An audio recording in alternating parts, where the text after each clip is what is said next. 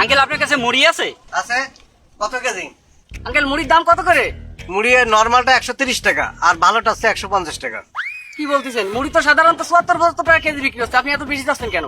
ওরে বাবা, ও ভুলে যাও, এখন বন্যা, দাম বেড়ে গেছে।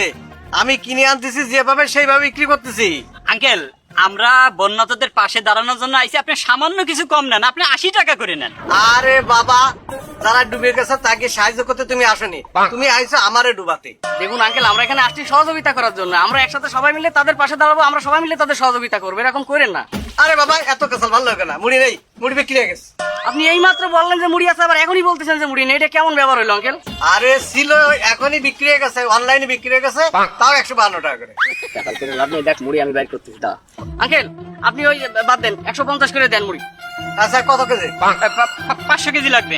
আচ্ছা ঠিক আছে, 400-500 যা লাগে দেওয়া যাবে। কি আপনি না এই মাত্র কইলেন যে মুড়ি সব বিক্রি হয়ে গেছে, তাহলে 400-500 কেজি কোন জায়গায় দিলো? আরে বাবা, ওই অর্ডার ক্যান্সেল হয়ে গেছে। বুঝলাম না আঙ্কেল, অর্ডার ক্যান্সেল হয়ে গেল, আমরা তো কিছুই দেখলাম না। এই এই তো যা, তোকে মুড়ি দেবো না।